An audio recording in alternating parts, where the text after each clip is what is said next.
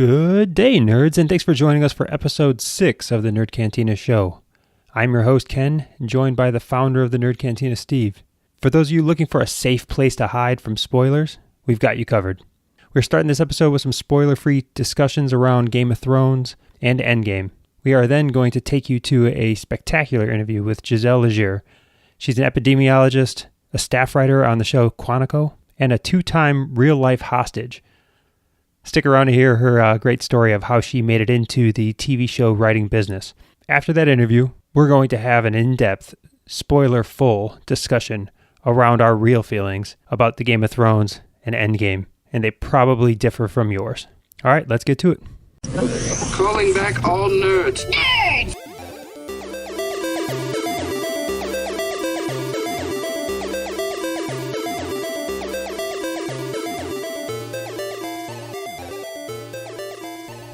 All right, well, welcome to episode 6. Steve, how are you doing this weekend? Busy weekend. Yeah. Busy weekend. for sure. It's one of the biggest, probably, weekends in kind of entertainment, movie, TV, recent history. I've never been more excited for a single weekend than this one here. Yeah, I don't think you're ever going to have a weekend where a TV show and a movie have so much just expectations and anticipation on in one, in a 4-day span. That's yeah, just kind of it was it definitely lived up to, I guess, hype as far as its level of importance. Both of them were epic, whether you fully agree with them or not and enjoyed them. They were on an epic scale. So, which one do you want to talk about first? We can hit Game of Thrones, Endgame. Who do you think gets the lead here? Yeah, we're not going to be touching on too much news today, guys. We got a lot went on. So I think first off, we'll start with Game of Thrones and go into the darker side, I guess you could say, of the expectations. That show was I had to turn up the brightness level on my TV quite extensively to make sure I could see everything that was going on. No, you don't get to see everything that's going on. That's called the fog of war. You just gotta grit in and just watch through the grainy darkness. Well, I have a 65-inch 4K TV, so like the TV alone brightens up my room pretty much. And I usually have that like intelligent sensor thing on so that when the room gets dark, the TV gets a little darker. So it's not. And I had to shut that shit off last night, man. Like the whole episode, it kind of like started, and I was like, where is that Tormund? Is that who's that guy? Like I was like, nope, turning this shit off. Vivid, going to Vivid. Well, I have a 27-inch tube TV, so I had no adjustments to make there. Just go ahead and keep it low tech, and you don't have to worry about any of these things. I can never see who anybody is. Why don't you just dress your kids up in the living room and have them act out the fucking episode, asshole? We're going to not give up any major spoilers, but we are going to talk about our impressions of both the show and the movie, which, to some degree, if you're somebody who doesn't want to know anything that's taking place or any expectations, just go ahead and hit pause, come back to us next week after you've had a chance to watch. And if you've already watched, then let's do this. The Game of Thrones episode I thought was well done for the battle. It does come out very well for the most part. Yeah, there's some things that don't come out well. I'm not a big fan of the Alfred Hitchcock 10 minutes that we had to do in the library. Yeah, it turned to a zombie movie for at least 20 minutes. Like it was like they hyped it as a hour and something long battle scene. So I think that kind of set a bad precedent to start, because it wasn't a true hour. It wasn't Braveheart. You know what I'm saying? It wasn't the second Lord of the Rings movie. Yeah. The Helm's Deep battle. It wasn't that in that sense. So I think they kind of set a bad precedent with the hype to kind of leave themselves. So anybody that was a little disappointed, I think that's kind of why, is they kind of were misleading in just the description of the episode. Yeah, I could see that. And, we're going to let spoilers fly after the episode. We can talk a little more in specifics. After this interview, I'm just going to go no holds barred. Yeah, so we can talk a little more in specifics after the interview. But in the end, I think the vast majority of the fans are going to find this entertaining. You got your dragons, you got your fights, you got your White Walkers, and you got some big hero moments from the heroes of the story of the Game of Thrones seasons. So it's a good epic battle, and it does set up.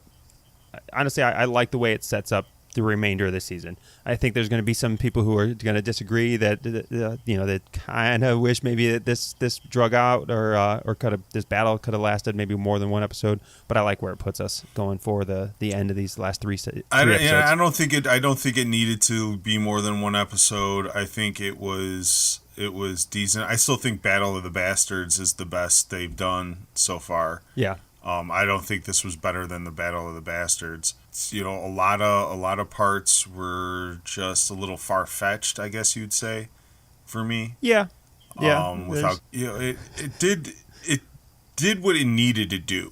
You know what I mean? They needed to take it from one place to the other. They got it there. I don't necessarily totally agree with how they got it there, but it's there. And we can move on now, from this section of the story into the next section. So watch the episode. Join us at the end of the episode here. Now, to quickly just talk about our impressions of Endgame. I know your review's up on the nerdcantina.com. And it's a spoiler-free review, so it doesn't. So I didn't read your review before going into the movie on Sunday because I didn't want to do any expectation setting greater than what was already in my head over the last year waiting for this movie to come out. I didn't read your review, read it afterwards, and it's one of the most spoiler-free reviews I could get out there. You really didn't give up very much. I could have read it, because I wasn't trying to be that dick. Yeah. I wasn't really trying to ruin anything for anybody. Yeah, I really could have read that and not harmed my expectations really in any way. But you did put in there you were a bit disappointed with some of the direction that they went, and man, I wanted to just disagree with you for the sake of telling you you're an idiot. I agree with you. There's parts on it. I think I'm less dissatisfied than maybe where you were at. My overall impression of the movie is it still was great. So what I'm worried about is I think people are gonna think that I didn't enjoy the movie at all, or I didn't like the movie, or I thought it was a bad movie. I gave it 3.5 stars. It is a good movie.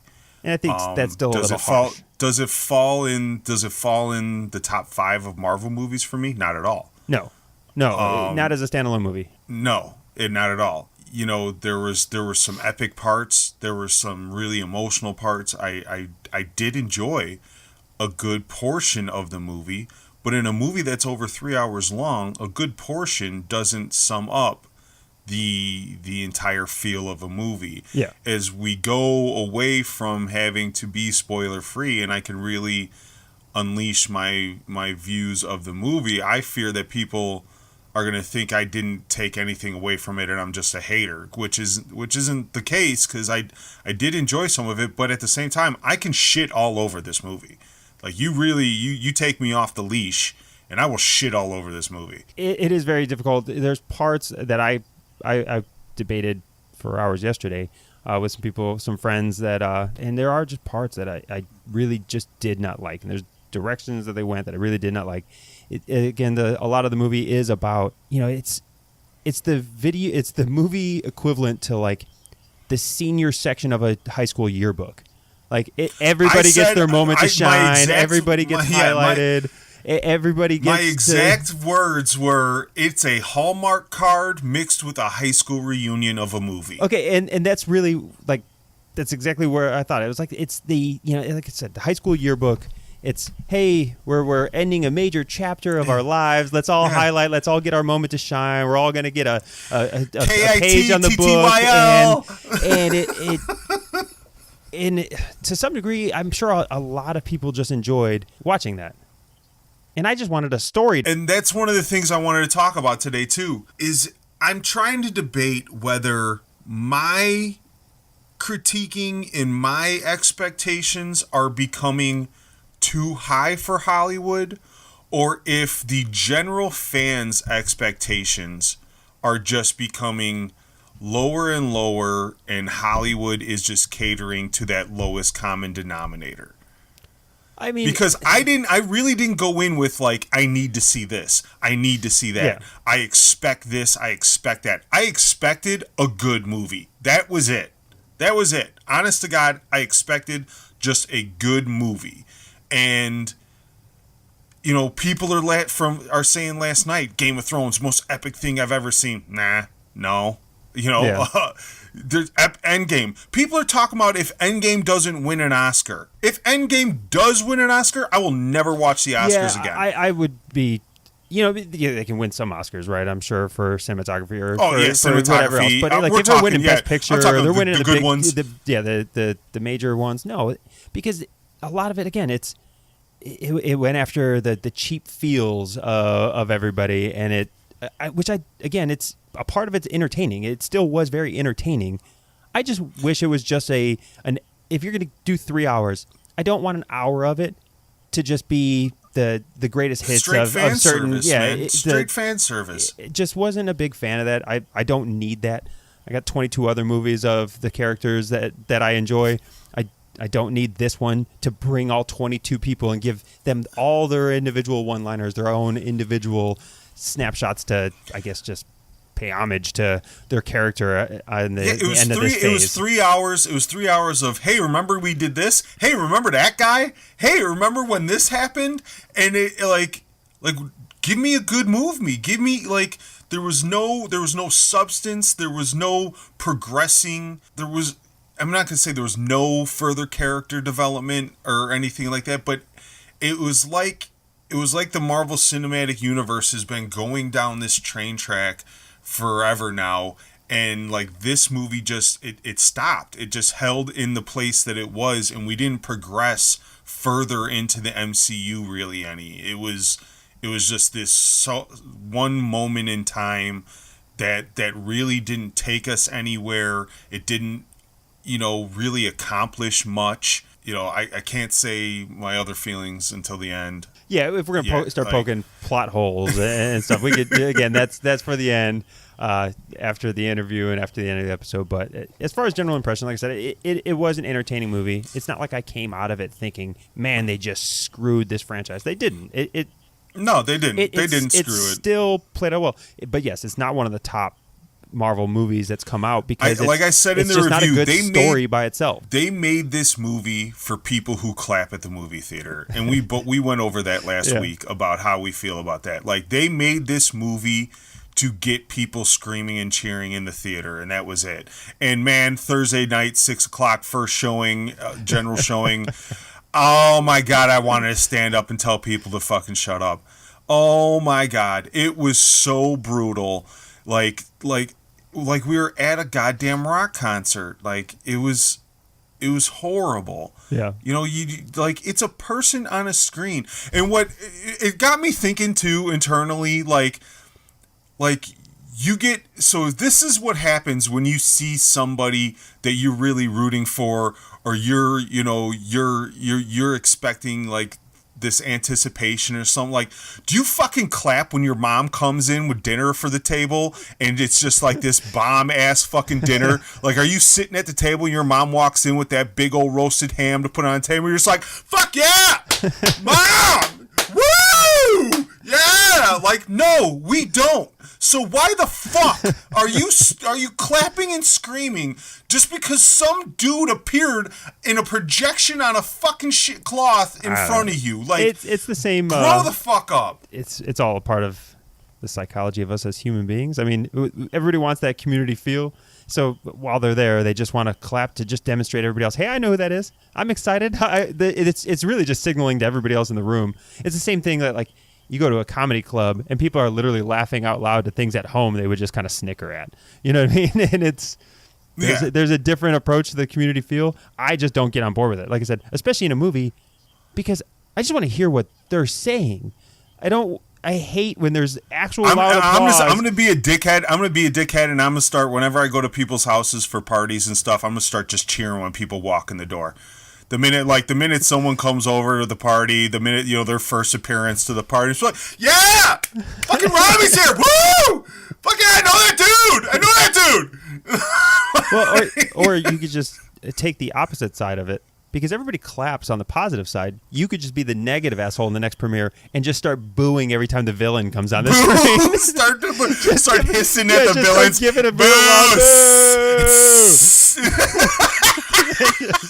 And that's the funny thing is that if I started booing the villains in the movie, everyone would be like, "Hey, buddy, shut up!" Like, "Hey, buddy, calm down." But if you clap, when fucking Captain America first shows up, oh, you're cool, you're good. But if I start booing every time Thanos is on screen, like, oh, it's boo.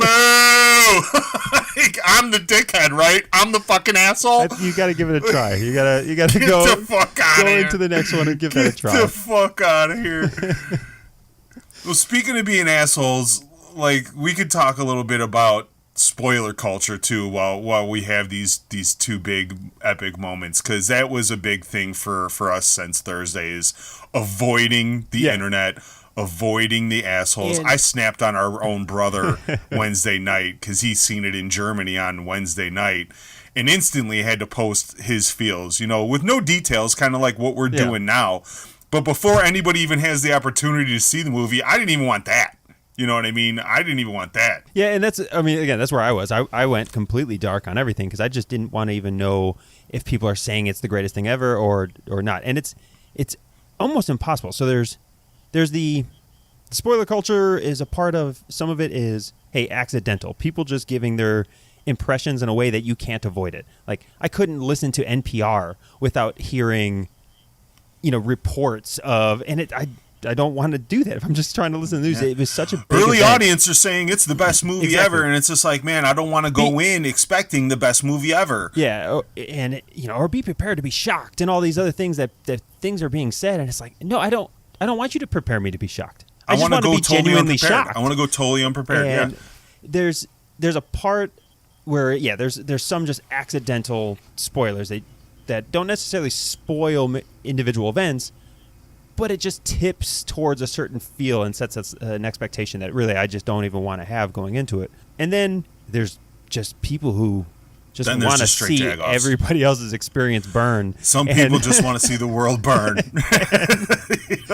and those sons of bitches just come out and what was it? Give what details? Yeah, what NFL player was it? Le'Veon McCoy. Oh, LaShawn McCoy. Yeah, LaShawn McCoy tweeted out or put it on Instagram. If you haven't seen the movie, don't go search his tweet history. Yeah, put on Instagram a moment of the movie, and just like that was what, Friday night. And just like my brother tried to do. They try to make it seem like, well, you should just stay off the internet for 3 days. Yes, I should rearrange my entire fucking habits and my entire fucking life because you can't contain yourself from being the biggest jag-off possible. Yeah. Like, I should just go social media dark, turn off my TV. I should wall myself off in a cave because you, as a fucking human being, can't contain yourself from being, the people that are the spoilers are the same people that comment first on like a thread because of the first person to comment. Yeah. No one gives a fuck. Well, and no one cares. Just have a real friend and talk to somebody in person about these things. I 100% left the movie wanting to talk about the fucking movie. Yeah. I did that with people in my neighborhood. I did that with friends. I didn't go online. Me, Stu, Bert, and Rami stood in the parking lot outside our cars for 15, 20 minutes. Okay, before we got in the car. I'm going to say you might be an asshole then, right? Because one person did walk by, and I tried to shut the fuck up. There wasn't anybody around us. Where I'm walking into the theater as people are coming out, and it's just cover your ears, put your head down, and just run to the theater because everybody's coming out of it just dropping spoilers. Yeah, no, we made sure to not say a word till we all got to the car, which was a decent walk away from the theater. But one dude was walking by, but it's not like, he was really late to the movie. How much do you care if you're that late to the movie? I mean, were you sure he was late to the movie? It's fucking Endgame, bro. Get to your fucking seat. The trailer's already started. Yeah, who needs to see the trailers? There were some good trailers. I don't know what trailers you had.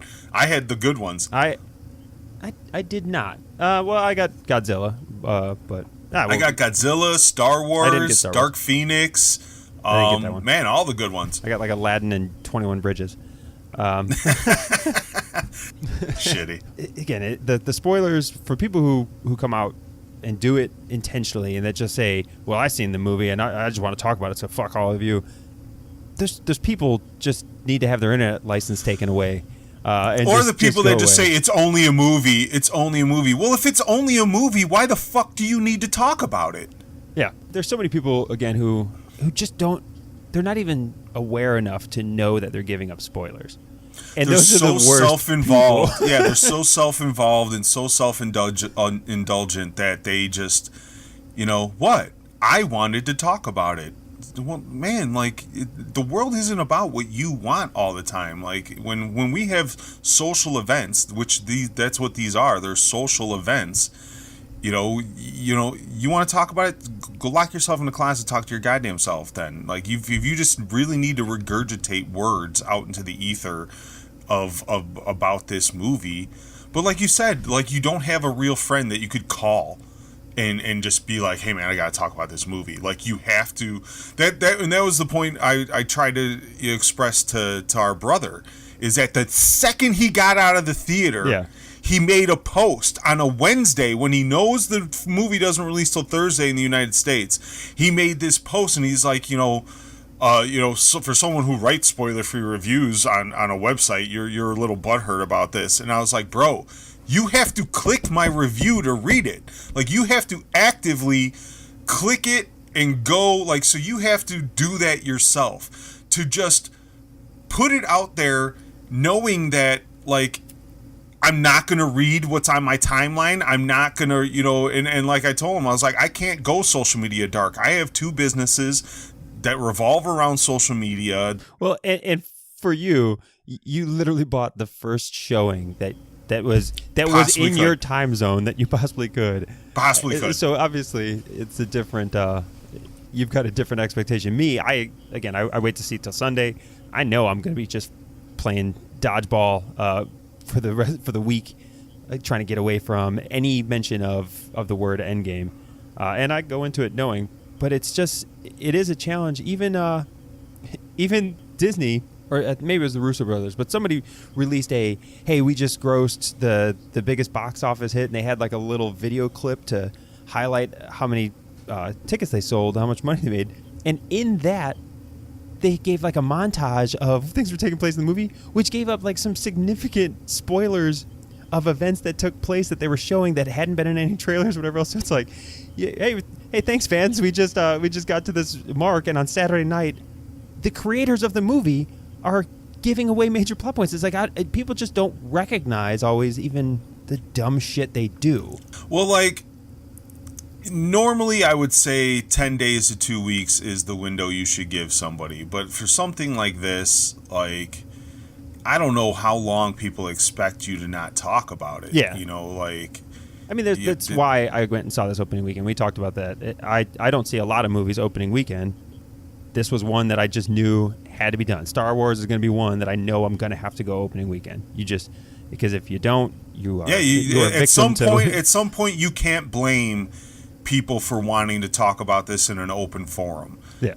I think for the majority, everyone's doing a really good job of keeping this in closed circles and only talking to people that they know they can talk to about this. For the most part, other than, our brother, everybody just put like, wow, or like, can't wait to see it again. Or, so it did give you like the impression that, it kind of set your expectations of how good the movie was going to be, and that can kind of let you down or take something away in some aspect, but nothing too spoilerish, nothing too, to take away from anything from the movie.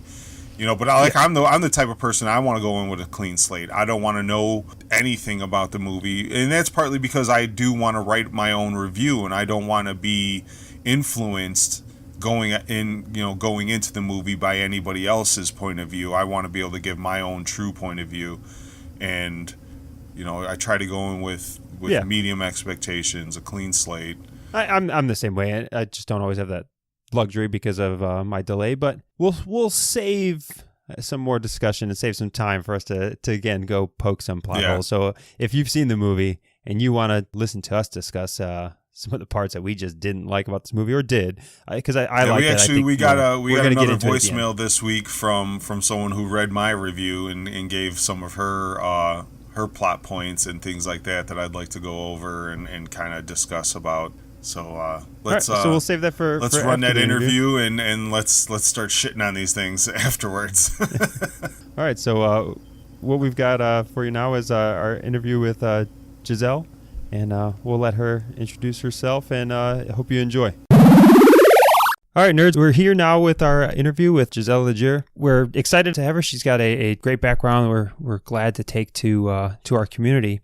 Gisselle, how are you doing today? I'm doing great. Thanks for having me. I'm really excited to be here. Oh, we really appreciate you coming out. Absolutely. So, Gisselle, before we get into kind of Q&A on your current career, we would love for you to discuss a little bit and give us kind of a bio on where you're coming from and your upbringing, please. Sure.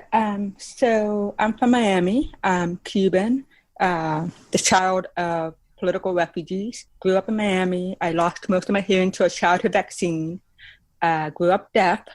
And that was kind of a blessing in disguise because it really helped me develop my observational skills, which led to a career in science as an epidemiologist, and later on as a writer. I just came off of the third season of Quantico. How old were you when you arrived in Miami? I was born in Miami. It's my parents who were immigrants. You lost your hearing. Well, what age were you when you lost your hearing to the vaccine? I was a toddler. I lost my hearing to a bad reaction to the DPT vaccine. So you lost your hearing very early, and you said it brought you some benefits in your observational. What do you think specifically it kind of provided you? You said it translated well towards epidemiology in your studies.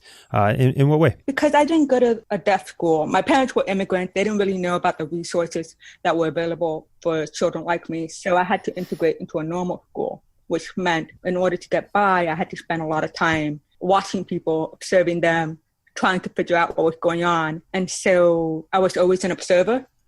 And that's kind of just the skill that comes in really handy, both for science. You spend a lot of time observing things and making hypotheses and testing them. But it all starts with the observation. So translates into writing because it's all about observing human nature and speaking to that truth. Did it happen to affect you socially growing up? Were you more of kind of eat lunch kind of off to the side alone, or were you still very active with, the socially as in friends and things like that? It definitely affected me socially. Yeah. I didn't learn any sign language.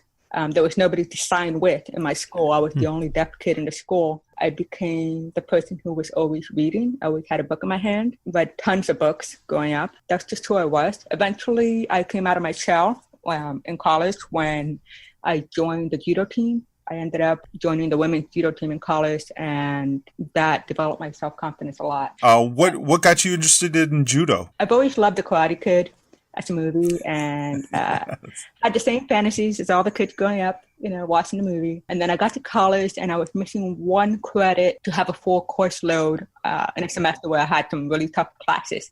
So I was like, well, judo, that should be easy. And I took it, and I fell in love, and then I was obsessed. So 2 semesters later, I ended up joining the women's judo team. Did you compete in judo? I did compete. Won a couple of competitions, had a lot of fun. Eventually had an injury that ended that, but it was a good time while it was going on. Yeah, that's great. I'm a fan of different martial arts, and I've spent periods of my time between wrestling and currently jiu-jitsu. So big fan of the martial arts. Do you go out at all? Just a little bit now? Not on a competition level, but just to kind of keep the skills going? I still do a little bit of Aikido. I love grappling, wrestling. Whenever I have fun to do jiu-jitsu or judo, who are willing to hang out on the mat for a while, I'll go visit. But yeah, it's still part of my life, just not on the same level. Yeah, I was a bouncer for 10 years, and I have 2 daughters, so I've watched a lot of women be put in some awkward positions, so I'm a big fan of women taking control of their own self-defense. So my daughters will take Krav Maga once they're old enough because I really want them to be straight killers. But jujitsu seems to be I was recommended jujitsu for their younger years to put them into, so they'll be starting that hopefully soon. Yeah, I definitely feel like every woman should take some form of either jiu-jitsu, Krav Maga, judo, things that are that really let you wrestle and be put in those vulnerable positions that are the most dangerous for women. Yeah, the being able to shift body weight and take on oversized opponents is the aspect of jiu-jitsu I really like. It shows you how to kind of even that playing field. That's the appeal for me right now. Yes, absolutely. And even if you don't dedicate like years of your life doing it, just spending some time there really makes you more self-aware. It makes you realize where you're vulnerable. It helps you raise your self-awareness, which I think is so important in staying safe. Yeah, taking just 5 classes puts you leaps and bounds ahead of the average person who's never had any type of training. It just gives you a certain level of comfort in that up-close space against somebody else who's trying to do you harm. Yeah, I took 2 years of Golden Gloves when I was 10 and wrestled 1 year in high school. And just that information I've been able to carry to defend myself pretty well throughout life. Yeah. And you're making a living off of it, right? You were a bouncer. Well, I just recently left. When the economy tanked, I took a job working nights at one of the top nightclubs in Chicago, Spy Bar. And I did 10 years of standing on the dance floor in front of the DJ, making sure everybody was safe, making sure nobody was messing up the club. It was an interesting decade, to say the least. I'm sure you have a lot of stories from that. Yeah, and a couple scars to go with. What drove you? Was it your reaction to the vaccine that drove you towards kind of studying that biological science, epidemiology, or was it something else? I've always just loved science, and so I thought I wanted to be a doctor, but I also wanted adventure. I wanted to travel and see the world. And I wanted to do science, but not sitting in an office every day. At least when I was in my 20s, because now I'm in my 30s and I want to sit in an office every day writing stories. So things changed. Yeah. So it was more of the aspect of going to a remote location where an infectious disease was actually occurring and trying to tackle that problem more than the actual laboratory stuff that got you interested in it? Right. Yeah. I wanted it all. I wanted something that was intellectually stimulating, but I also wanted to have adventures. I was interested in learning about other cultures. I had a very insulated environment growing up. My parents were very overprotective. And so I just had that yearning for adventure. And that kind of played into going into epidemiology as opposed to medicine. And then in your career, did you find that journey? Did you find all those adventures you were looking for? I did. I got to spend a lot of time working in Southeast Asia. Got to travel pretty much all over the world. Got held hostage twice. Actually, only one of those was while I was working. But I had a lot of... Hold You just dropped that one on us. You can't quite move on because...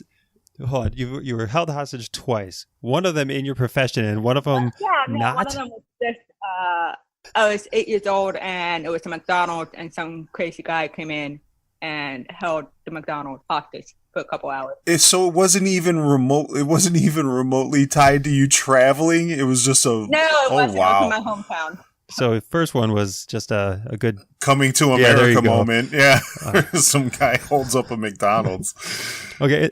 And then the other one, was that during your work in Southeast Asia or elsewhere? No, it wasn't in Southeast Asia, but it was, I had an office that was over a bank, and this group of men came in to hold up the bank and held the whole building hostage.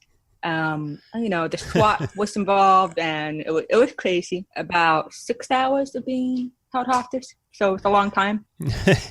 Nobody died. I mean, just given what we know about you already, it's like, how do you not become a writer? How do you not write about all this stuff? Like, that's insane. Exactly. Yeah. So my work required me to travel a lot, and I was spending a lot of time in hotel rooms, not always in the safest place. So I was in my hotel room at night. And so writing became the thing that I did to keep myself kind of occupied. and I was trying to write a novel, and I sucked at it, and I didn't know why. So I decided to try my hand at something shorter, and I wrote a short film. And at that point, I had never thought about coming to Hollywood or doing anything with it. I just was like, oh, I wrote a film. What do I do with it? I'm going to go out and film it. And so I filmed this short script that I had done, and I had no idea what I was doing because I had 6 major locations and 30 actors, most of them children, and no budget. And somehow it got made. And I looked at it and I was like, oh, wow, this is nothing like what I thought it was going to be. So then I kept writing. And in that year, I wrote and made 4 more short films. Wow. And then a web series. And then eventually produced a feature film, associate produced. And were you doing this full time at this, or was this while you were still working in? Oh, I was still working. This became a hobby, an all-consuming obsession, just like Yudo had been, a decade before. Yeah, we can definitely understand that after launching this podcast and website. We both have day jobs. I'm an electrician by trade, and it really does suck the rest of the life that you have out of you to put your passion into these things. Yeah. So that's what it was like for me. I had found this new thing, and then I just wanted to do it all the time. And I made a bunch of stuff. Then I was like, I need to take a class and get better at it. And so I did. And then I wrote a script. I wrote 2 scripts. And that's what got me into Sundance. And then the following year into the ABC program, which led to me getting on Quantico, becoming a staff writer on Quantico. So it was a pretty straight path once I decided that it was something I wanted to do. But I also became super obsessed with writing, and I was doing it all the time. And once I got into the ABC program 2 years ago, I moved out to LA the day before the program started. It was a huge leap, and it was scary and terrifying, and it's still terrifying. But I'm here. I'm doing it. Well, that's great. So, are those original shorts that you did? Are those anywhere that listeners can go find and see what you were putting together on those early days? They're not publicly available, but I could probably send you a link. It'd just be like that. It'd be interesting to see the start. They're very rough. I really hadn't gone to film school. I really didn't know what I was doing. I was just making things, just making as much as I could, trying to figure it out as I made it, which helped. Once you're actually in a room, you understand all these different things because you've worn so many hats. You understand all the decisions that need to be made. You have a much greater appreciation for the costume department, the props department, the craft. It was a great experience for me because I learned about all the different jobs. It definitely helped in my writing to keep. That's great. We have a big film community in Chicago. Chicago's become a really big hub for a lot of filming, and I was an extra on Chicago PD, and I was an extra in the movie Divergent, and just to be on set and see all the moving pieces and how they make these things, it was a very eye-opening experience. What do you think schooling actually helped you? So you made a few things, then you went to school. After you got out of school, when you look back on these previous projects, do you have a laundry list of things that you would have done differently? Are you kind of proud of what you were able to accomplish without any prior education? So I just want to clarify, I didn't go to school. I took some online classes. Okay. I took Jen Grisanti's Story-Wise Teleseminar, and that's like a 10-week class where you write 2 scripts. And I took that because it was online and I could do it while I was working. But it was a really great experience. Okay. And when I'm not the kind of person, I know a lot of people do go back and look at their stuff. I'm not the kind of person that goes back and reads my old stuff because I know that I'm going to be like, oh God, this is so awful. Why did I ever write this? So I'm always focused on the next thing that I'm working on. I know that I'm better than the last script. So I'm just always focused on improving, not looking back. Yeah, and that's a great, your path into this business is, it's a good lesson that translates well to a lot of areas, that it's easy to just be a consumer and never kind of push yourself to create something, regardless of the training, regardless of what you have. Just have a passion for something to create, and you're a perfect demonstration of the fact that just by going out and and creating, whether those were, those initial shorts or whatever else didn't, they're not publicly released, whatever else, it still gave you that foundation to prove the concept to yourself that you can do it, to give you some skills that you can build on. And then, in a very short period of time, you've turned that into, a move to LA and being a part of the business. Yeah, I think it's really important for everyone to give themselves permission to suck when they first start out. Don't, if you do something and it's great, that's fantastic, but it's so important to just go and do things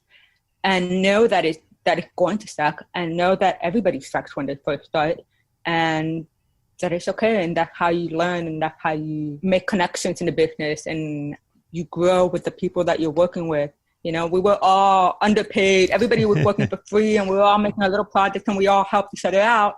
And the same people that I was working with, a few years ago, making shorts, everybody's now grown into bigger roles and bigger things. And those are the people I can call up and, ask for a favor or help them out with something. But you have to be out there doing things. And it doesn't matter if it's not a masterpiece the first time you do it. You just got to go and do it. Aside from the online course, did you find any other kind of mentorships or anything like that kind of pushed you, or was it just merely plugging away in that online course that got you to where you're at now? I would say that the online course was 90% getting me there. The writing instruction was crucial, but this particular online course also was really good at building a community within those writers, and several of the people that took the class with me that same year are now working writers on other shows. And now, like one of them was from Chicago, and now I think he's on Chicago Med. There's a bunch of people who are working now, and we became friends in the class. And like I said, you grow up together. That's your cohort. You help each other out. And it's why it's so important to be doing these things, especially for people who are not in LA and feel like, oh, I'll never break in, because you have to be in LA. Everybody says you have to be in LA to make it. And you do have to eventually get to LA, but you can build a foundation so that when you get to LA, you're not starting from scratch. And taking an online class, going to your online community, your local community of filmmakers, and making friends, helping them, even if it's not your project, go and help other people. These are all things that will help you so that you have support when it's your turn. Again, it's all things that it just translates to really anything that you're trying to start and do, and just building that network of people. Again, it's the concept of you want to fail often and fail forward. Just like you talk about, there's no issue. Everybody has their stumbling blocks up front. What you want to do is you want to hit those as early as possible, as often as possible, so that way you're not repeating those and you can progress. And it's really admirable the way you've approached it, because it's probably non-traditional. Would you say most of your peers went through more of a formal education and they kind of set out on this direction from the start, or are a lot of people kind of transitioning professionals from other industries like yourself? I think a lot of people here in LA have gone to film school, but there's a lot of ways to break in, and you have to find the one that's right for you. You should listen to the things people say that you need to do, but you also need to forge your own path. Yeah, if that makes any sense. As far as you getting involved with Disney and Quantico, what was that process for you to get, I guess, recognized and brought into an existing show series as a staff writer there? You mean once I got into the ABC program? Yes. So the ABC program is fantastic. It's a year-long contract with Disney, which pays you $50,000. And for the first couple of months, they're just helping you polish your material, teaching you how to pitch yourself, teaching you how to interact with executives and showrunners. And it's really intense. And then staffing season starts, and you try to meet with as many showrunners as you can. And there's no guarantee that you'll end up on anything. It's just like any other writer staffing for the first time. You have to connect with the showrunner. You have to have the material that they like, and then hope for the best. And so I did that. And I had a couple interviews where I thought they went great, and then they picked somebody else. And you have to learn how to deal with that, not take it personally, because it's not about you. It might just be they needed a different kind of writer, a different kind of material in the room. And then you do your best, and you hope that you're connecting with the right person. So I did that, and I ended up on Quantico, and that was an incredible experience. Yeah, I've found entering the creator realm is a big exercise in being able to swallow your ego. If you want to be a creator of any sort, you really need to be able to take criticism, not take things personally, and really swallow that ego and just keep focused on creating. Yeah. My advice for writers is that you need to find a group of people that will give you feedback on your writing. When you're first starting out, that might just be a couple of friends. You might join a class or a writer's group, and you ask people to give you a feedback. Not everybody is good at giving feedback in an appropriate way, but even if they're terrible at it, you should never respond in a way that's defensive or anything else other than appreciative than that somebody took the time to read your material and give their thoughts on it. Even if they're like, I hate it, it's horrible, and they don't know how to articulate what's wrong, somebody took the time out of their day. They could have been, doing anything else. So it's important to learn, like you said, swallow your ego, be appreciative of people taking the time to help you. And then when you're taking notes, learn to hear the note behind the note, which is the thing we say a lot. And it's sometimes people don't quite hit it on the nail with what they're trying to get at. But if you listen carefully and you're honest about your work, you'll start to see what it is that they're trying to get at, and then you can take that and make your script better. Because as the saying goes, writing is rewriting, and you're always constantly making your script better. You getting brought into the Quantico project, did you find it challenging? So before you were writing kind of your own stories, you went through the workshop. As far as taking on, essentially, you've got existing characters, and you've got existing people that have existed on on the TV show for a couple of years, and now you're writing in their voice. Is that a challenge, or did you actually find that kind of liberating, that you're not creating characters and now you're just creating the story that they're taking part in? For me, it is definitely easier to write on somebody else's show than to create a pilot.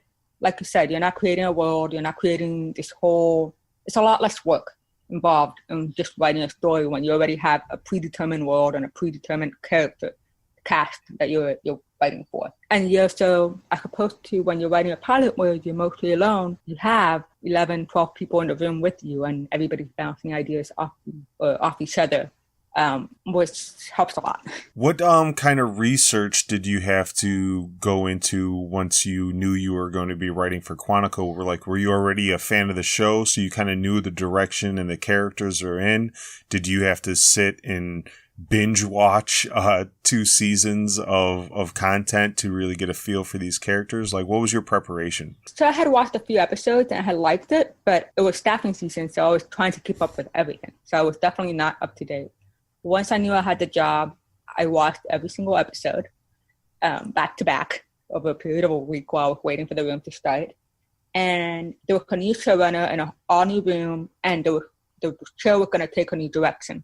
So the showrunner had given us some homework, had told us about a couple of shows he wanted us to watch, some movies he wanted to watch. So there was also some of that. That's interesting. So he actually gave you some similar material of what they were trying to go for in the next season, so that you kind of had a reference point. Right. Yes, I had a showrunner who was very clear in his vision of what he wanted the show to be. And not only did he send us other movies and other stuff for us to watch, but he had somebody make a lookbook of like pictures of like what kind of shots he wanted and what kind of tone he wanted the show to have. It was very detailed. I'm not sure that a lot of showrunners do that, but he did, and it was very helpful. Yeah, that was going to be my next question is do you find that most showrunners are like that, or is this a unique situation with the showrunner for Quantico? I've heard, because now that I'm here and I have all my friends from the ABC program and other places, I've heard many different experiences, and it just varies. There are individuals who are very focused on what they want, and then there are people who are very open to finding out in the room and as the show goes along what it is. Well, and you were part of Quantico's final season there, correct? Right. So what's next on the slate for you? I've been developing some new pilots and hoping to take some out to pitch soon. I'm also up for staffing right now. We're at peak staffing season, so it's crazy, especially with what's going on with the union, the WGA versus ATA. So I don't know if you're familiar with sports. Is it somewhat like a NFL draft or an NBA draft? The staffing season comes and everybody's just, the first round pick, or people are fighting over who gets to grab what? Is it kind of an insane process? It is an insane process normally. Now the process is even crazier because all the writers have fired their agents. So now everybody is hustling to find a way to get in front of showrunners without the reps putting them out there. So there's been a lot more parties and mixers and networking events, and it's exhausting. So you said all the writers fired their agents. Is that a part of like a union decision? It was a union decision. It's a big fight over packaging fees, which is a complicated issue, which I'm definitely not good to speak about. Yeah, I understand. But I mean that decision, like you said, it's got to come with some challenges for the staffing season, where you would probably normally rely on an agent, at least to set up those interviews. That now you've got to go out and do that social hustle, like you said, with mixers and events. I imagine that you're a lot more active on Twitter, a lot more. You go to a lot more dinner parties than you used to. Yes, as an introvert, like I said, it's exhausting, but it's just part of making it. You have to do the things that make you uncomfortable. And I like going out and going to mixers and stuff. It's just kind of hard to do it every single day, as I've been doing for the past 2 weeks. So I got to do that. I'm on Twitter. I'm reaching out to people individually more. And it's very odd for all of us. We're all still trying to figure out what's acceptable, what's not. Normally, you wouldn't reach out to like showrunners or executives on your own without a good reason to.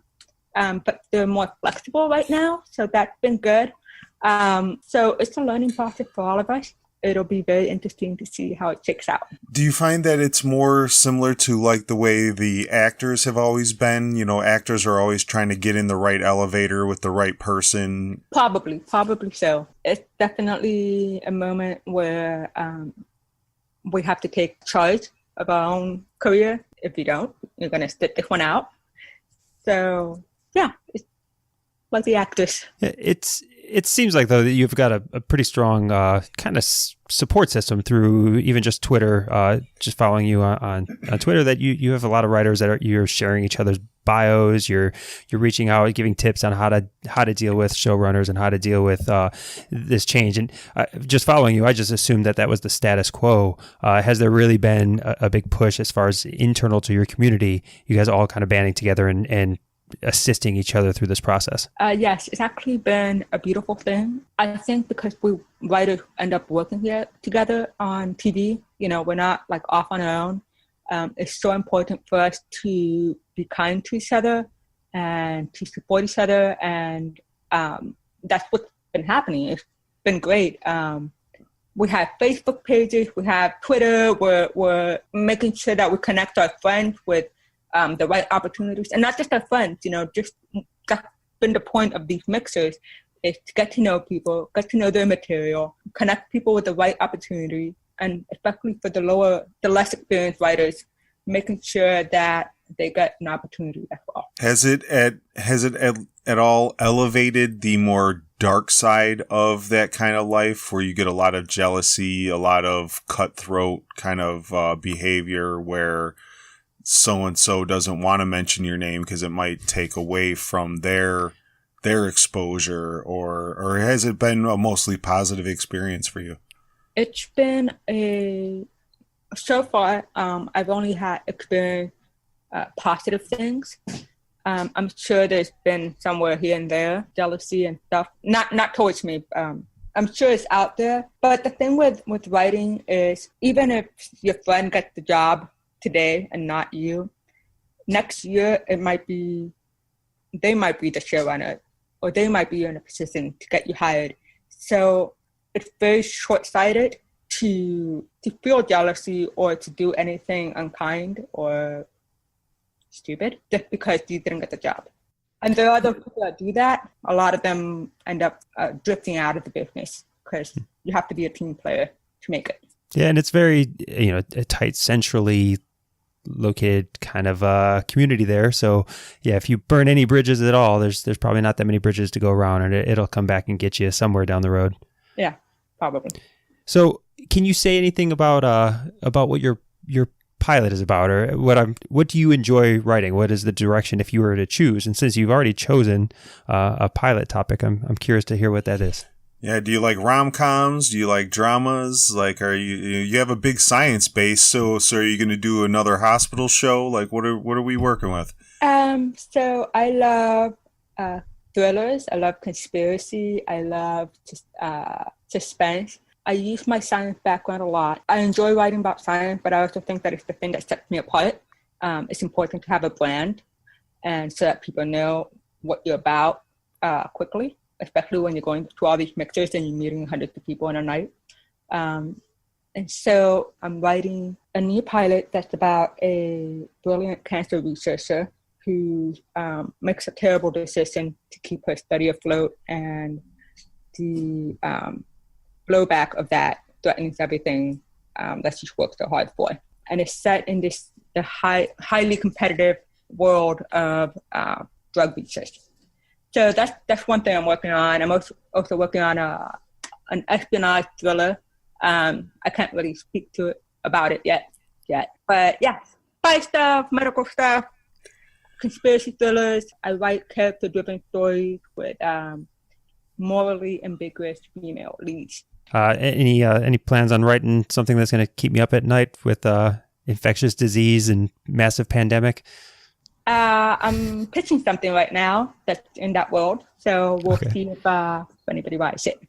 Yeah, that was what I was curious about too. Is given the fact that you've had such an interesting life, like how much of your life experience actually seeps out into your scripts? You know, if you're doing suspense and espionage and you actually have to write a hostage scene, I imagine being taken hostage twice might help that writing style a little bit.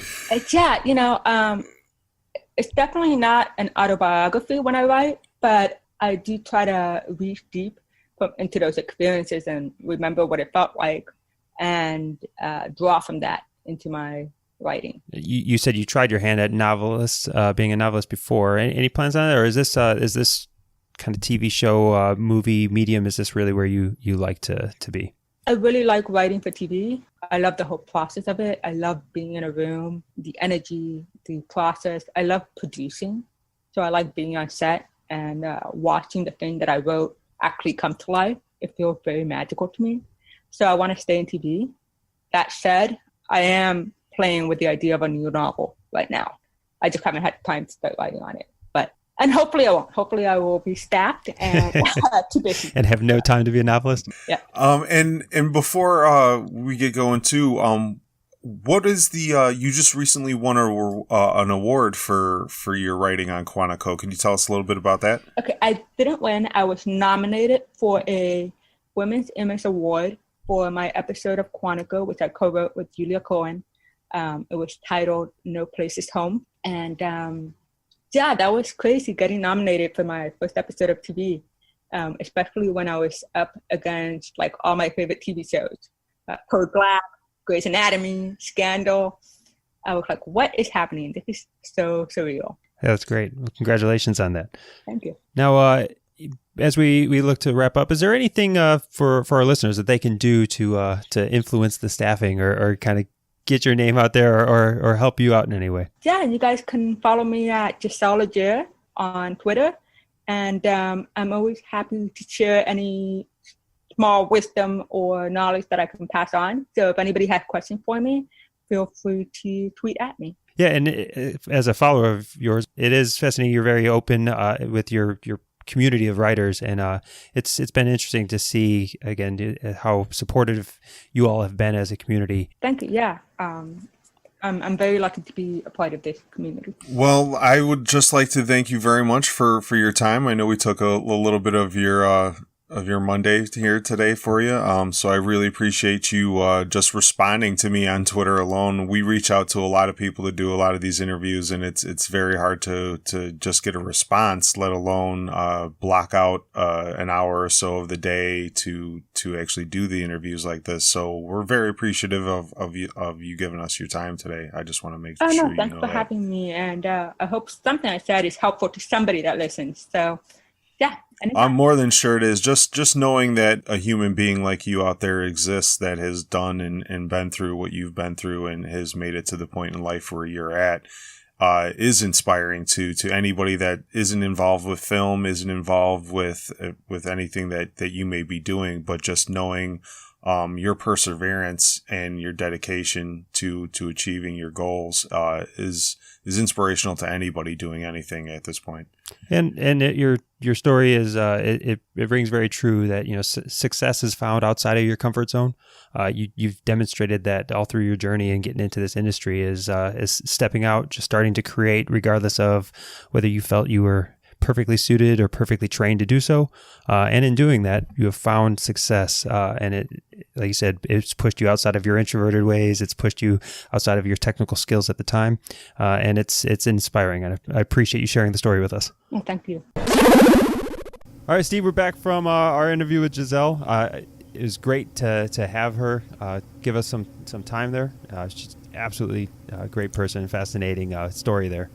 Yeah, I always appreciate when people can take time out of their schedule to hang out with us a little bit. It really means a lot to me. And at this time, we're going to go ahead and go through our end of the episode. Again, if you've already seen the movie and Game of Thrones, or you want to just hear some spoiler-full discussion, we're going to do that here after the show. But we want to thank you for listening to episode 6. We're really excited about what's going here. We feel like we are building a community. Find us if you want to be a part of the community. Find us. We've created a Facebook group. So if you've already joined our Facebook page, thank you for that. Also join our Facebook group, which is a closed group. If you search for the Nerd Cantina, request to join and engage with actual conversations. And that's what we're really trying to do, is not just have us drive all the conversations here. We want you to engage. And the community, the Facebook group, is a part of what we're trying to build there. As always, please ensure that you subscribe to the podcast on whatever podcast player you have. Leave us a rating and review on iTunes. Again, that will help us immensely find a greater audience and continue to grow our reach. Thanks for sticking around this far. If you're going to stick around for the spoiler-free, we're going to do that immediately after that. If not, then goodbye to the rest of you nerds. And thanks for hanging out, guys. Spoiler alert. Here we go. All right, we're going to give you about 4 seconds to get out of here and hit pause if you're driving or whatever else. All right, 3, 2, 1. Spoilers.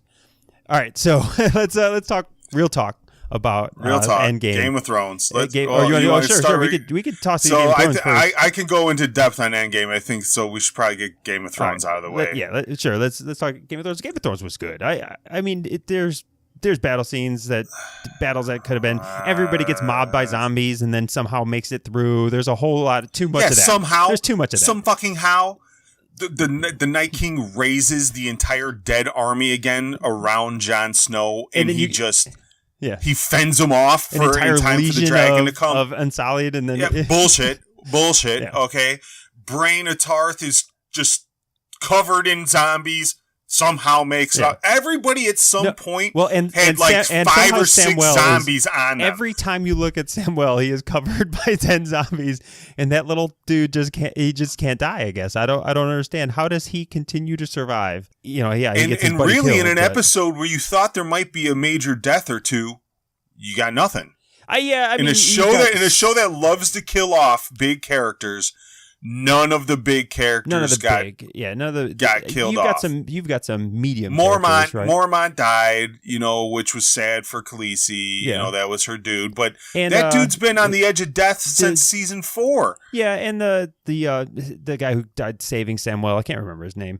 The guy from the Night's Watch. Yeah, and of course Sam gets somebody else killed again. Everybody's got to protect Sam for whatever reason throughout the series. So he dies. I did like how the little Mormont girl went out. The Queen of Bear Island. Yeah. Yeah, little bear. Because when the giant walked in and just kind of swatted her away, I was like, oh! Yeah. I was like, oh! I was hoping that wasn't the end of her, though. I was like, that is a badass little girl, and I hope you didn't just let her die by just getting was the end of her, away. I was completely okay with it. Because the internet has been wanting to prop this little girl up on their shoulders for a season now. Like, oh, that's my favorite character. Yas, queen. Yas. And then the giant just comes in and swats her to the wall, and she's just dead. I would have been totally okay with that. Yeah. Totally okay with that. But the fact that she had a little bit of redemption and she took down the giant, like, I'm okay with that too. But either rendition, I'd have just been like, yes, like, fuck yeah. But I didn't agree with it turning into like the zombie movie. Like we said, it ended up big war scene, then 20 minutes of like that Hitchcock movie. And not even well done necessarily, zombie movie. And yeah, I really wasn't a fan of that part. I think it just wasted time. It didn't further the character, right? It didn't make Arya better, and it didn't bring anything about, and it really just drug out way longer than it needed to. Yeah, the what they do with the Hound was a little off too. Like I get that's within the Hound. They've done that He's a few times with him because of fire. Yeah, he has his fire PTSD. It's normal for him. I think that was but at one point it wasn't even about the fire anymore. He just quit. Yeah, but that's a part of what they've been building his character to since season 1. He has been slowly building to this person who he's just fought too much and he's tapping out. And I think it builds the character then that what brings him out of it is his desire to save Arya. So I actually like that character build into to kind of define really who he is now. It didn't play out right for me. It just, I don't know. There was just something about it where I just couldn't believe that's how he wanted to go out, was just sitting around waiting for a zombie to fucking get him. After Arya couldn't kill him, after all these fucking people couldn't kill him, he's just going to throw in the towel then. While his buddy, one of the only people that kind of believed in him and wanted to help him, is calling for him for help. Like, like, come on. And he's just like, nah, fuck y'all. We're done. Like, got into this whole manic depressive kind of bullshit. Yeah. It didn't sit well for me. Yeah, like I said, I actually liked that part of the Hound. I thought it played well. It didn't get overdone. They didn't drag it out too long there, and I thought it furthered kind of who his character's becoming. What about a whole mess load of motherfuckers taking a really long boat ride for essentially nothing? Like they like a lot of seasick, motion sickness, like never crossed the Great Sea, brought all these dudes, lit their fucking swords on fire, and just sent them to get eaten. Yeah. Like, and you don't even get to see them get eaten. You just get to see a bunch of candles go out. Like, you get to see a bunch of, damn. Just a bunch of flames go out. And with each one of those is a Dothraki soul. As far as visually, it was an epic scene to see all those swords light up at once, and then to see, like, from the view that Jon Snow and Khaleesi had up on the mountain, to look down to see all that fire riding towards the wall of undead. Like, it was an epic visually scene, but it was kind of anticlimactic. They were supposed to be the riders. Like, you don't even get to see them ride into the. That's what what I mean. I was bothered by that too. That the entire Dothraki, you don't see them very much now in the entire series. You're told about them being the rider warriors, and now you've ended Game of Thrones, and they never really had their rider moments in a major battle. Just little pieces of Dothraki. Yeah, it makes you wonder, like, if you were, say Westeros was real, if they were just the badasses of that side of the world, and they really weren't that big of badasses. It was just all the major badassery happens over on Westeros, and you got these long-haired hippies with skiths like, riding around on horses thinking they're bomb shit, because Khal Drogo gets taken out by a staph infection. Yeah.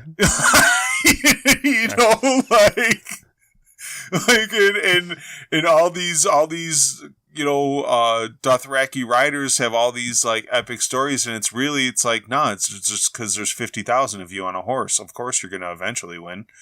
Like. No, So I wasn't a fan to bring them to the other side of the world, and in their first major battle, just be annihilated like that, and it was kind of anticlimactic for me, for at least those characters. I figured they were the first ones in. None of them are going to survive, but they went out with a whimper. Yeah, like it was kind of brutal. Yeah, and it really didn't play well for me. Like I said, I actually liked the candles going out type thing. I just wish you gave a moment of seeing the clash, seeing some at least Dothraki still surviving. Maybe one little like legion of them still sticking around as a cavalry support at the end, allowing some of them to not to survive the battle. And the same thing with the Unsullied, like they protected the retreat. And but the Unsullied got the moment that they needed, so that they sacrificed themselves. Exactly. Those were the warrior monks that they just stoically took on the horde. But it makes you question. So it makes me question: where did Khaleesi's allegiances lie? Like these were the people that saved her from the desert, that saved her to take the Iron Throne, built it, and then when she gets to Westeros, they're all of a sudden her like redheaded stepchildren, and she don't give a fuck about them anymore. I'm back in Westeros. I'm a Targaryen. I'm supposed to rule this land. Now all I give a shit about is the people that live in this land. I'm gonna send out the 2 million people that rode or went ride or die for me. And I brought all the way across the world. They were really just cannon fodder to her. Well, at this point, they believe that they're saving humanity. Not cannon fodder, because cannon fodder would be useless. They weren't useless. They were protecting humanity, and they were holding back the horde while they were waiting for what they thought was going to be the moment where they can isolate the Night King, which happened. So they weren't cannon fodder. They did exactly what they were supposed to do. Okay, so you're trying to save humanity, and you need to have like a defense for the retreat, so your best soldiers can get back to the castle and defend the castle.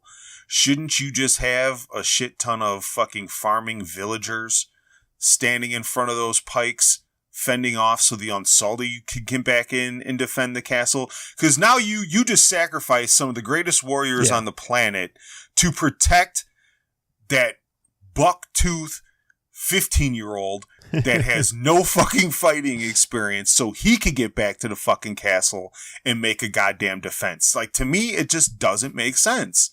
Yeah, I think it only makes sense. Like I said, it's how the Unsullied really are supposed to play out.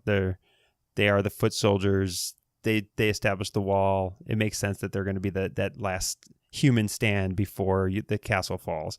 So I'm good with it. What I found weird. So I just you got thought dragons. It was shitty. They already got no balls. Yeah. Like, and now they're just the last defense to save a bunch of white people. So you've got the dragons are off. The continuity of some of these things that just really bothered me was you've got the dragons off flying through the fog, right? But then it constantly goes to the battle scenes, and you just see the dragons just spitting fire in the background, and it constantly cuts back and forth, and it's like, hold on, wait a second. Are the dragons actually participating in the battle, or are they just lost in the fog? Because it's showing both, and it really actually angered me. It did. The continuity of that, if you go back and watch that, you'll see moments where the Unsullied and everybody's fighting, and in the background there's just dragon fire getting laid to waste. But then it cuts to the dragons, and they're just out in the middle of fogland. Well, that whole scene where they're trying to light the pikes, and they can't light the pikes. They can't light the pikes. Isn't Jon Snow sitting on the wall right by the pikes with a fucking dragon that breathes fire? They can't signal him. He doesn't know what's going on. And not to mention, no, he doesn't know they're overrun, and he should probably he's not the one that came up with the whole fucking plan and realized that by the time this happens, maybe we should light these motherfuckers, and I'm gonna light them myself right now. He's not smart enough to know that. I know Winterfell, you're short on time and everything else, but really, that was a sad trench. I mean, that was really like You gotta put a little more effort into digging there. That just wasn't much of a trench. I will say I did like all of Melisandre's part. No, yeah, I think the lighting of the thing, the pikes, the lighting of the swords, the taking off the necklace and just saying I did what the Lord of Light wanted me to do. I'm done, and just took off the necklace and withered away. No, yeah, she played out as a major hero in the episode, and which was good. Yeah, it was a really good play of her character. I liked it. And then it doesn't redeem her for killing children and all the other stuff, but it does kind of let you know that she wasn't like off the deep end. Everything she did, she truly believed was to get her to this point and to get her to save humanity and to save the realm of men, so it was a little bit of, I guess not redemption, but like justification, for her actions and her thoughts on the way the world was. Yeah. And it furthers the followers of the Lord of the Light, that they have humanity's best interest, that she's which and this is all the way this ends now just piques my curiosity is where does the Lord of the Light play into all this? Because obviously now he's for real. Yeah. He like that he is a true God that people used to, so where are the seven, where does the seven and the Lord of Light now fall into these last 4 episodes? Because if they don't kind of touch on that anymore, I think that's a missed opportunity and kind of leave it like a bad taste in my mouth if we don't get into the religious aspect of the magic and stuff at some point. Yeah. And I know, like I said, I was a fan of them capping off the White Walkers in such an abrupt way, which it did really kind of come big battle. All right, it's done. And you knew towards the end, like there's only a handful of people left.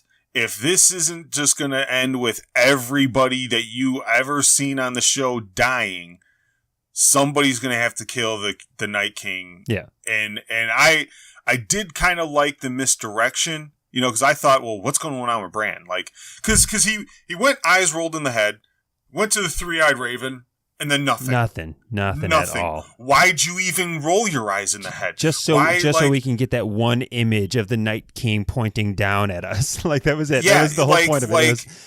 So he literally was just bait, and they made it seem like he was actually doing something. But no, you were a worm on a hook. Yeah. That's all you were. He acted like he had some major role to play, which it didn't. But what did kind of sit with me is, there's a fucking 100 White Walkers in that courtyard. Nobody sees Arya. Nobody. Nobody sees. Very, very sneaky. Sneaky. I'm so sneaky. I am so sneaky. And I thought the same thing. Like, she seriously just came from where, like, there's 8 generals of his and a whole bunch of White Walkers, and then she just comes jumping out of nowhere. And I don't get it. I'm good with her being the one who kills Night King. I think it's actually a cool twist. And Melisandre kind of led that. They give a little bit of foreshadowing, about it. Like, we met before. Remember, I told you were going to be important. Oh yeah. Remember? Guess what's killing going on people right with blue now? Eyes. like let's be important. Let's be important. And it just I liked the move. It did once again feel just a little bit anticlimactic. I thought he was going to touch Bran and something was going to happen, or Bran. You know what I mean? Like, yeah, and I thought we were going to get. I thought we were going to get the Jon Snow standing in the blue flame and not burning because of his Targaryen blood. Like when that scene was happening, that would have been dope. I thought we were going to get... man, like, why are you running from fire, dude? That's I thought that's what we were going to get. Why are you running from fire? I thought we were going to get Jon Snow stands up. Like when he stood up, I thought we were going to get, hey, Jon Snow is going to get blasted by blue flame. He's going to kill his dragon because he can't be burnt, and then he's going to go running as a flaming human being at the Night King or something. But like I said, I liked the misdirection. I thought it was a good twist. I have no problem with Arya being the one who slays the I for sure didn't see it coming. Like, and that, I'll give them that. I for sure didn't see it coming. I thought Bran was going to go ghost eyes and warg a dragon. and light that whole or fucking at least like courtyard run around up. with Ghost, Light, right? At light least that control whole Ghost and just courtyard up. dire wolf a bunch of generals or something. It really we weird. don't even know if that wolf's alive anymore. Yeah, he's alive. Like, well, the fact that they didn't show him die to make half the country cry leads you to believe that he's got to be alive somewhere, because they're not going to take that missed opportunity to hit everybody right in the fucking feels. Yeah, I put a dog's head on a pike earlier. They're gonna at least kill him on screen. You're gonna hear that. You're gonna hear that whimpering dog, and fucking instantly, every woman and half the men in the country are just gonna start crying. But all in all, it was all right. And I'm excited to see where the next 4 episodes I'm actually go. glad they didn't leave it on a big cliffhanger. Where it was the Night King staring at Bran and they ended it like that, or the Night King taking Bran, which is where I thought it was heading. I thought it was heading that Night King was going to take Bran, and it was going to end there. Start heading south and again. now we're going to be on this like chase of the White Walkers and trying to save Bran.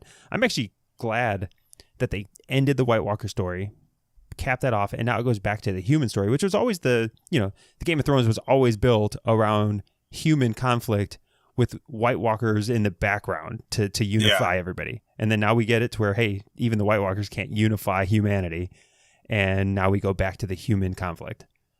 Yeah, no, I agree. I'm interested to see how they end cap this now.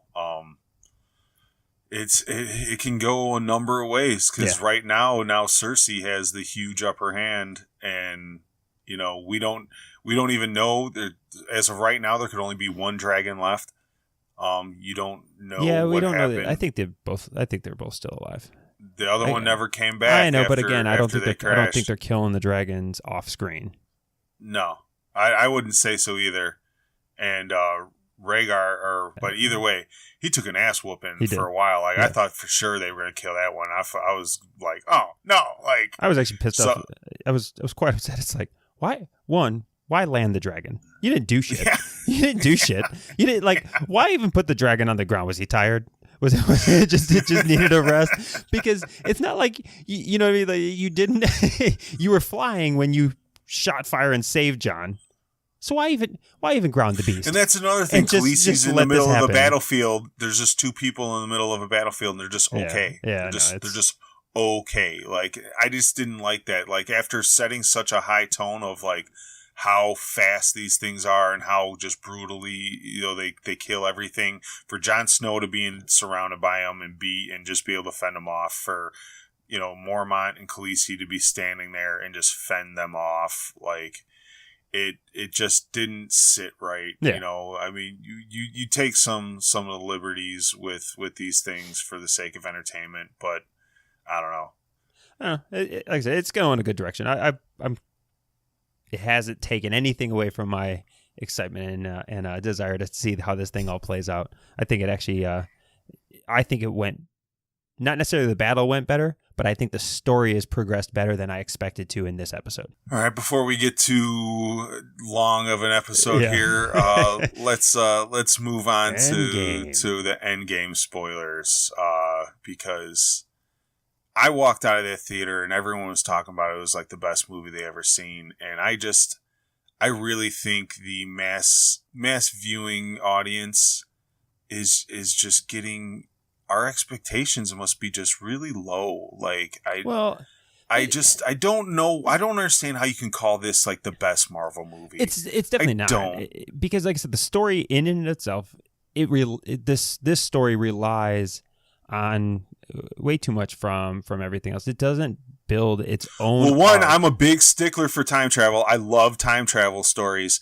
And the minute you start fucking with time travel, you better stick to your continuity, motherfucker. You better hold on to it for dear life. And they sure didn't do that. They played loose in fucking, with that continuity. Winter Soldier was on TV the other day. And at the end of Winter Soldier, Captain America's talking to Peggy Carter. Yeah. It's like this big scene. Well, if at the end of Endgame, you spent your entire life with Peggy Carter, why are you there in that fucking hospital room? Why is she acting like she hasn't seen you in 40 years? Well, they did give her Alzheimer's, and this and that. You can't make an excuse. They're going off of quantum theory time travel, which means that it's just a different reality. It's not one linear reality that gets influenced by the other. No, because the whole point of them bringing the stones to their timeline was to not create an alternate reality. No, it was not to ruin that original reality. But they recognized that there was going to be a different reality. They just didn't. But she said that branch was going to go, but that branch was going to ruin her reality. And he just said, well, I'll put it back and fix your reality. But it doesn't mean that their new reality offshoot didn't exist. He was just trying to fix it.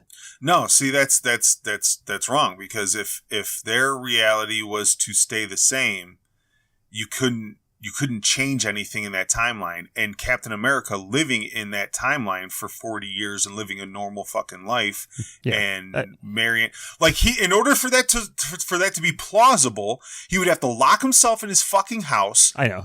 They would never have to fucking talk. So is it possible? Yes, it's possible. Is it realistic? Not in the fucking slightest. Can we not in the fucking slightest. Can we not use realistic sense. And time travel in the same bullshit? Same Bullshit. That's why I love time travel, is because we know certain things about time travel, and if you they fucked it up. Loki getting away from everybody, that's different. I hope somebody's listening to this and just calls in the voicemail line and just crushes us on time travel and continuity. Man, I may be a dumb chimp at times, but I love time travel, and I have no degree in quantum physics, but I can work it out pretty fucking good. Yeah, but it's the whole concept that the future can't go back and change the past. You can't do that. It just creates an alternate version of how things play out forward. Or it's Back to the Future rules. Or it's Back to the Future rules, and you fade the fuck away. So fucked up. You can't do the Back to the Future rules. So there's either two theories. Either you branch can't just off ghost into multiple. After you make a change in the past. You don't exist. Because you didn't exist to get to that anymore. point to go back to the past. It's all right. My head's already hurting. Let's hit pause for a second on the really deep quantum time travel stuff. But that's what I mean. So old Captain America tells previous Steve Rogers that Bucky's still alive. So that changes everything going into the future Loki, from that fucking Loki taking point. the Tesseract again and changes everything in the future to that point. Yes.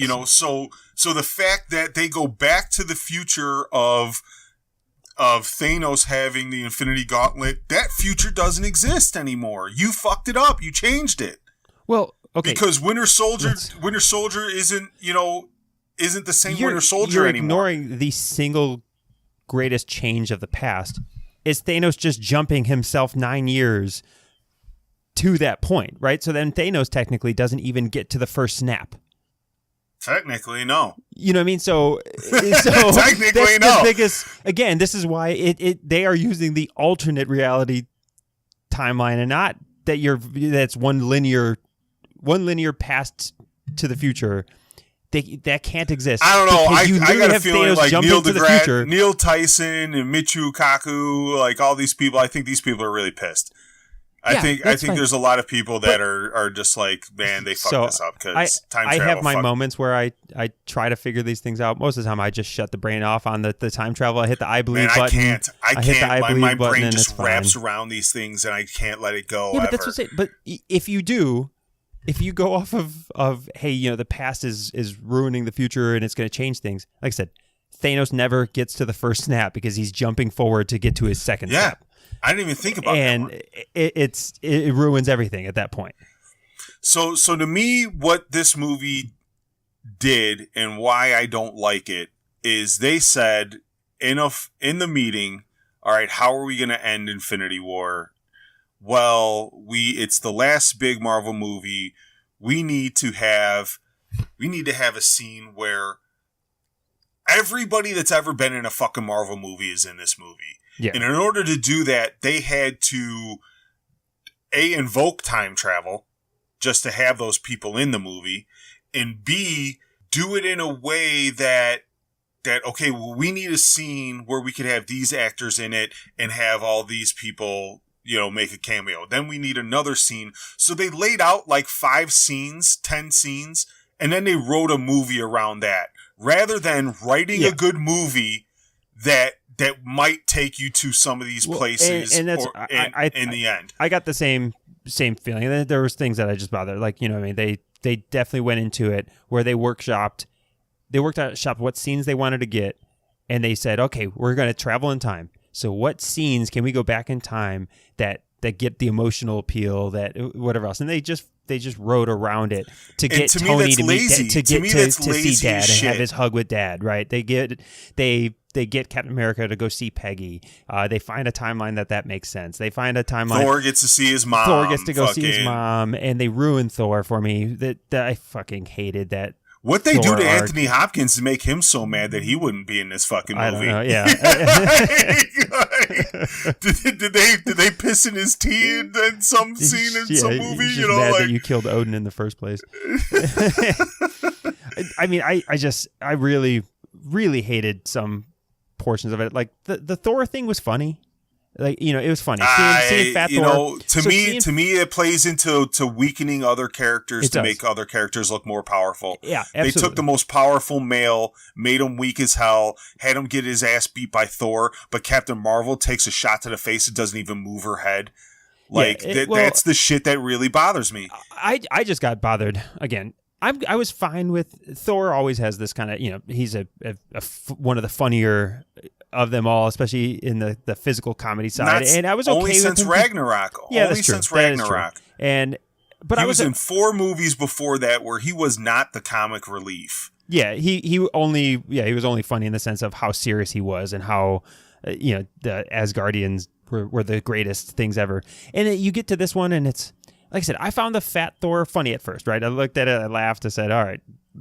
Didn't see that coming. But at some point, I thought he was going to get really mad, get really serious, call down lightning, and instantly he was going to be buff again. I was okay if he stayed somewhat fat, as long as he just got his normal attitude back. The second they said, hey, we've got a way to go back and fix this, he should have been on board. The fact that he even, they did the time travel, went to Asgard, and he's still there being this super depressed guy who just wants to go find Dad's wine cellar and can't focus for a fucking second to do this. It just ruined that character to a point that it's just like really Rocket Raccoon has got to be the cheerleader for this arc here. It's just so honest stupid. to God, I truly believe, in my opinion, that they do that because they're trying to prop up other characters that they want to be the new face of Marvel, that they want to push in their, like, instead of organically letting the fans gravitate towards certain characters that are their favorites and stuff like that, I think they're trying to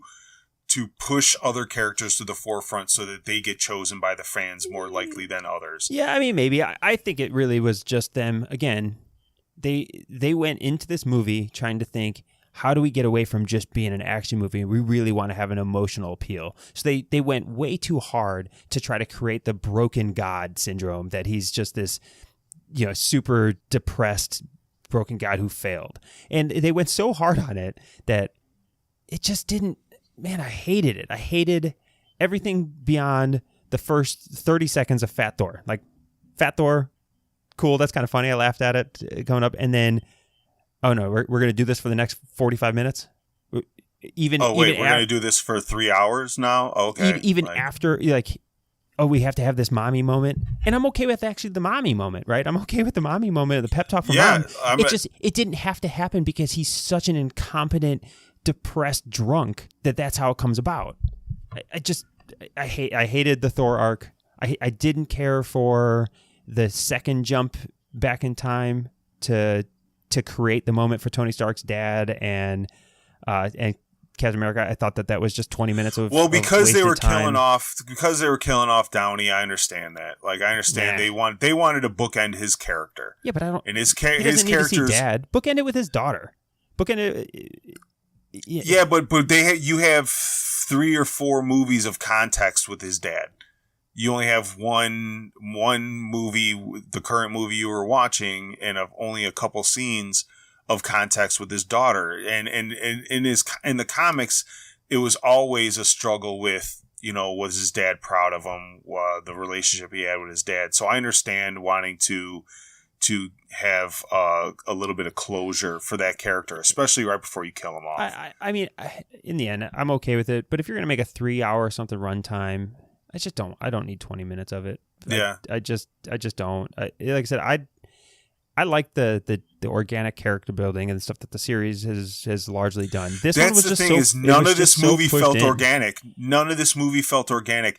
Every female character just happens to be on the battlefield at the same place at the same time, so we could have this fucking Yas Queen moment. Like, I'm just getting so tired of it being forced. It's just so forced. I have such a funny moment with that in the theater, where I don't know why, but it just didn't trigger in my head that collection of all just the female heroes came on the screen until Natalie sitting next to me when it comes up, and Spider-Man's like, oh, how are you going to get through all that? And then it's the she's got help, and then it pans out, and I just hear Natalie next to me go, See, but every girl in the theater that I was at just screamed at the top of their lungs like, woo! And not that I'm against the female characters, not that I'm against. I have daughters, I want strong female roles, but it's just so forced. And I'm good with them doing an A-Force movie, right? That was the A-Force collection of people who, if they're going to go and do an all-female arc and follow the A-Force comics, those are the people that are going to probably fill it up. I'm perfectly fine with that, but it did in no way felt natural, even down to the corny line that Spider-Man had to ask Carol Danvers to even just create the "she's got help," and then the montage that's just going to be a poster. It's like, what are all you girls doing at the same place? Like how are you all in the same place at the same time? Yeah, and yeah, exactly. Spread the fuck out. Like I said, Natalie was even asking. She's just like, you look at man, what's her name? Black Panther, Michonne, yeah, her character. It's not. She doesn't have powers. She just happened to be standing next to Spider-Man because she sure as shit didn't run there. Like, you know what I mean? Like it was again. And to me, their whole with those moments. It was so corny and forced. Like, who wrote that moment and said like, oh, this makes sense? No, they didn't. They wrote the moment and said, we just need this. We need this scene. We need this scene. So let's write around this scene. Yeah. And that's what bothers me, is not that scene's in the movie, but they just say, okay, we're going to have this scene and we're just going to force it in there however we can. And they don't do it well. So I have no problem with the female empowerment movement that's going on in films and stuff like that, but do it good. Put some fucking effort into it. Don't just slap it on a plate and hand it to me and tell me I have to fucking eat it because I'm a white cis male and I have to fucking eat it. Like, to me, still the best female character that they've done in the Marvel Universe is fucking Scarlett Johansson's character, Black Widow. Yeah. Because for every fucking movie they've done with her, she's been in fucking 7 of them. They've never had to make another character look weak. They've never had to campily put her in this like weird scene. She is the most powerful female in the MCU, not based on powers, but the fact that she's held her own against every other male and aside every other male. She shouldn't, because she really doesn't have any powers or any reason to be a part of that group, but they've never sacrificed other characters or made her like unrealistic in any way to make her a powerful female. She is just a badass woman kicking ass alongside with other badass men against other badass men. And that's what makes her such a strong, great female character in the MCU.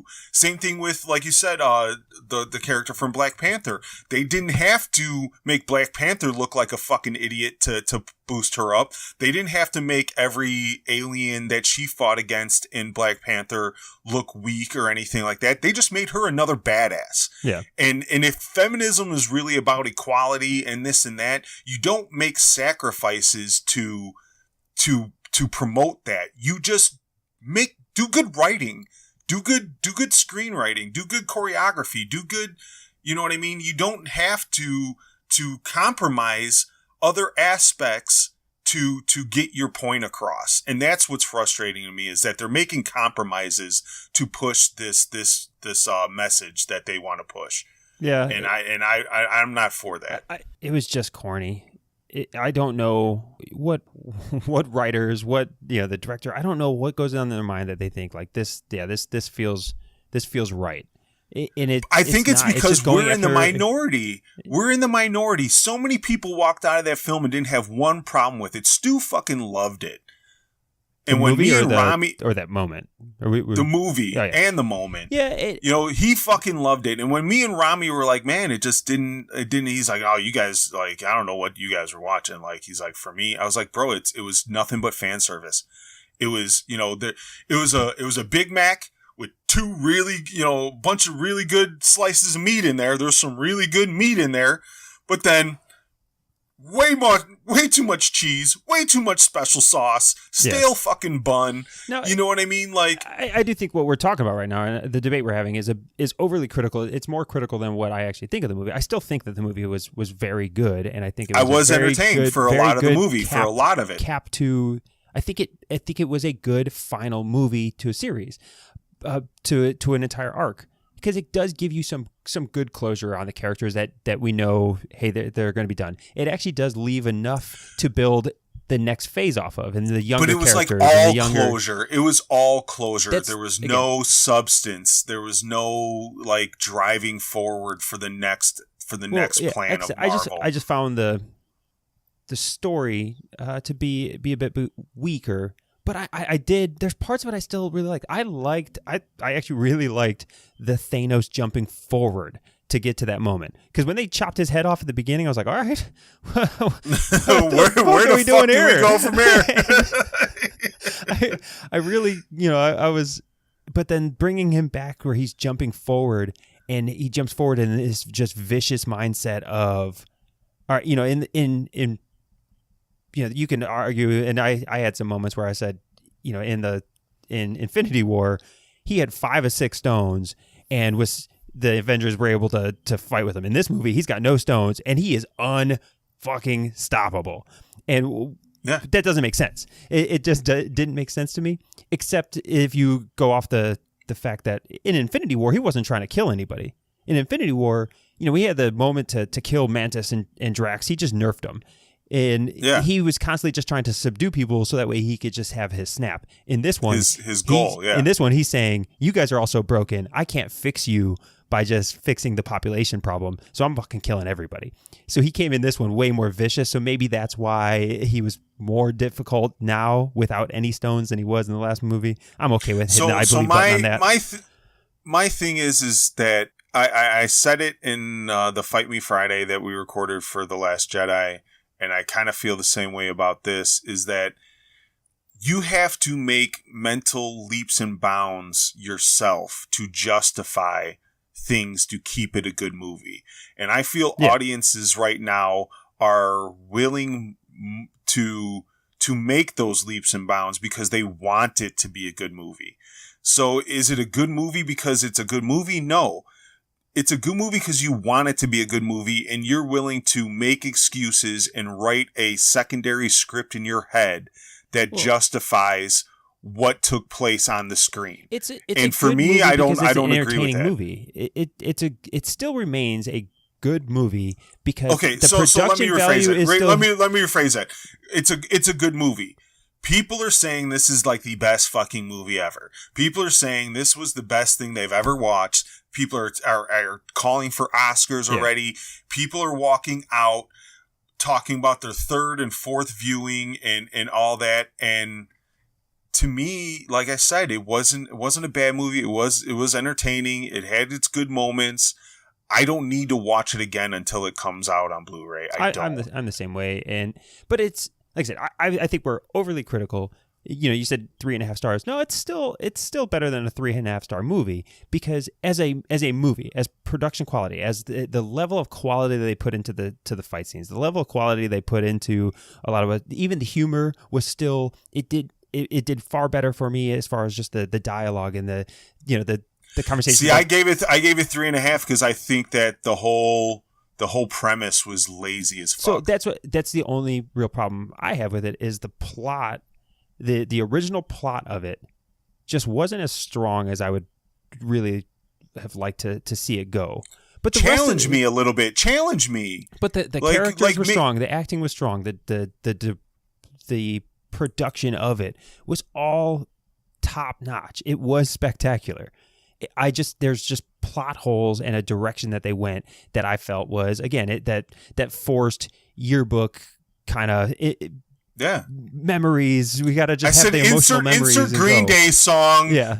Here, this is the time of your life. Like, just insert the Green Day song. Let the credits fucking roll. Like, it was straight fan service. And like, I don't want to offend anybody, but this movie was made for every mouth breathing, credit clapping fucking asshole. I don't want to offend anybody, but if you liked it, you're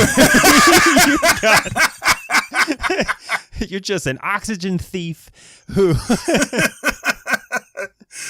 but yeah, they played to the simpler side of the movie audience. They went for a cheap emotional pull. And they really did. And some of it actually I still found good. I still found the moment with like Captain America and Falcon, even though I thought it was going to be Captain America and Bucky doing the handoff of the shield.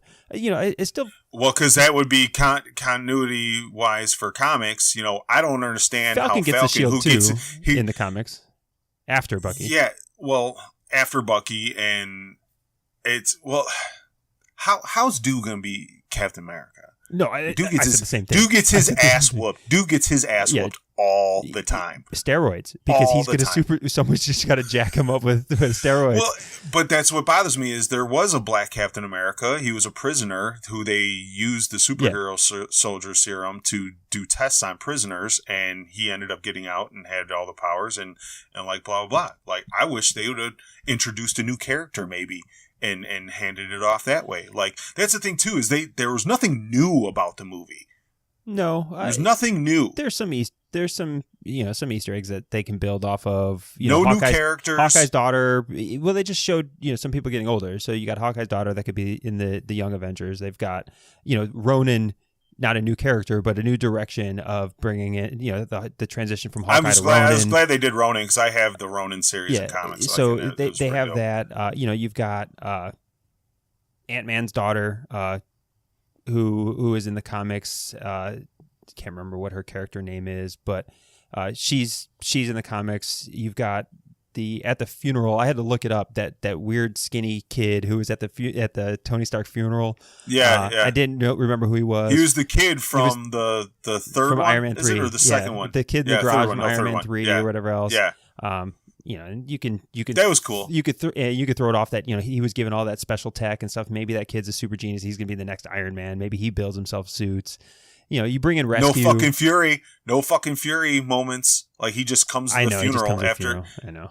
Like, that's bullshit. They could, like, I don't know if Samuel L. Jackson had scheduling conflicts or something, but you could have gave him a scene or two of him killing somebody or doing something, like, but it's just like, oh yeah, Nick Fury's back. I guess, maybe, it just, that's what I mean. So that's why I got 1.5 stars less than, 5 for me, is because to me, the plot was lazy. Some of the character direction I didn't agree with.